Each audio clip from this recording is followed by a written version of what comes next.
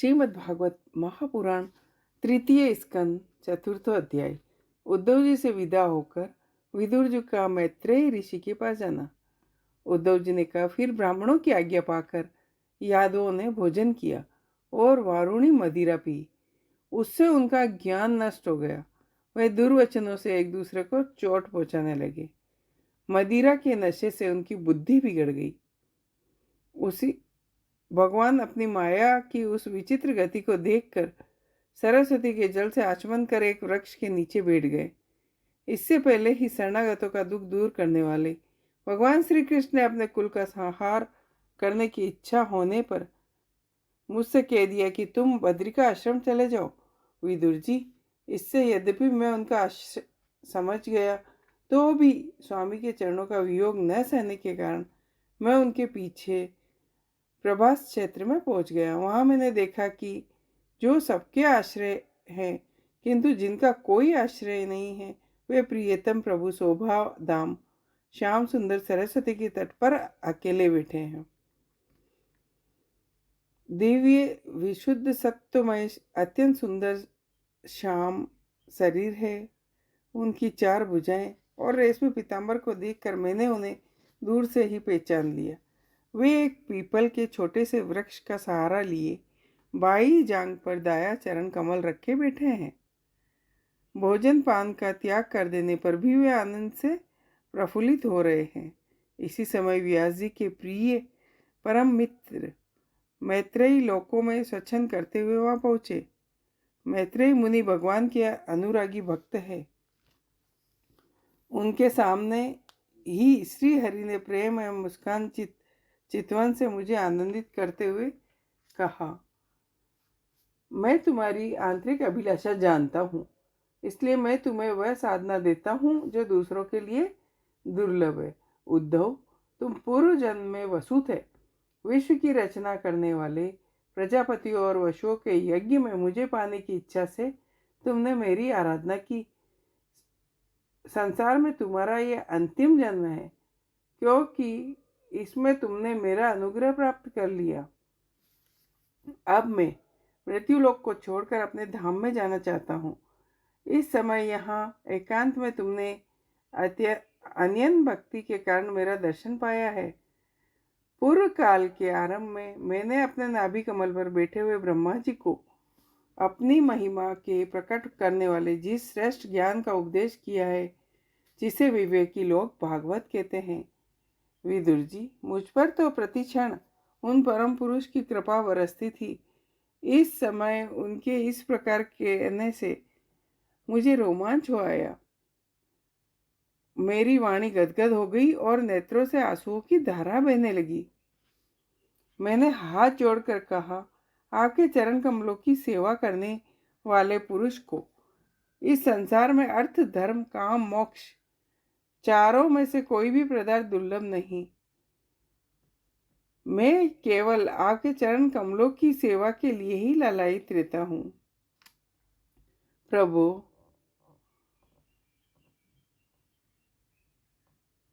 इस विचित्र चरित्र को देखकर विद्वानों की बुद्धि भी चक्कर में पड़ जाती है।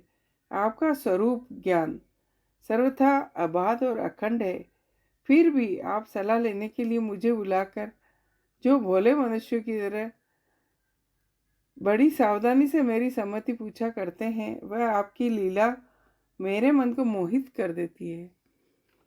स्वामी, अपने स्वरूप का गूढ़ रहस्य प्रकट करने वाला जो श्रेष्ठ एवं ज्ञान आपने ब्रह्मा जी को बताया, यदि मेरे समझने योग्य हो तो मुझे भी सुनाओ।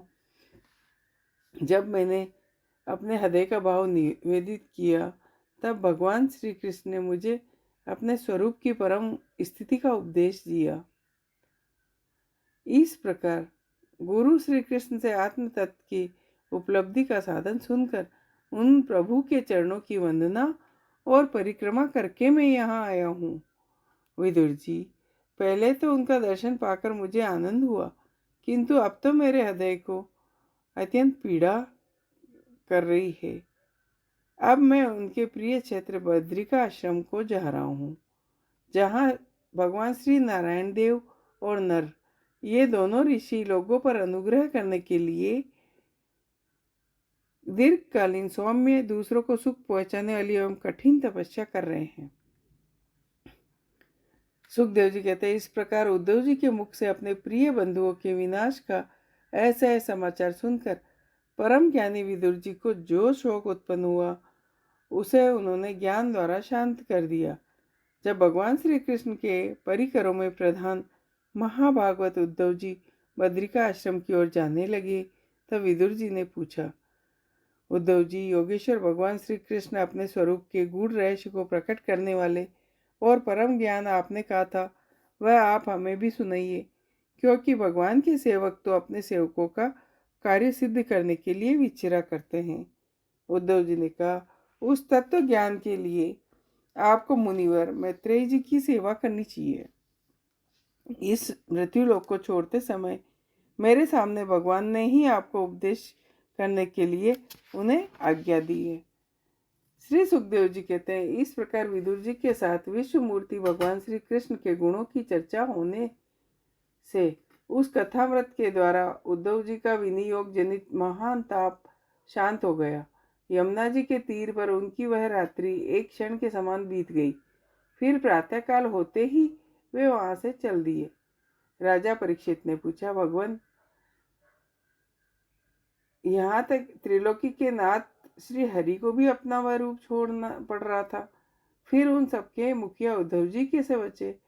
सुखदेव जी ने कहा, जिनकी इच्छा कभी व्यर्थ नहीं होती उन श्री हरि ने ब्राह्मणों को शाप रूप काल के बहाने अपने कुल का संहार कर अपने श्री विग्रह का त्यागते समय विचार किया कि मेरे इस लोक से चले जाने पर उद्धव ही मेरे ज्ञान को ग्रहण करने का सच्चा अधिकारी है।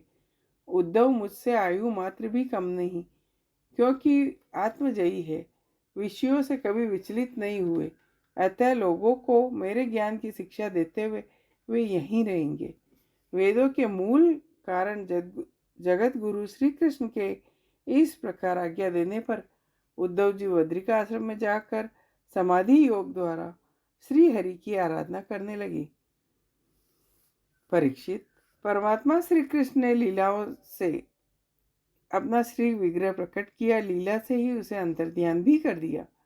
उनका वह अंतर्ध्यान होना भी धीर पुरुषों का उत्साह बढ़ाने वाला तथा दूसरे पशुतुल्य पुरुषों के लिए अत्यंत दुष्कर था।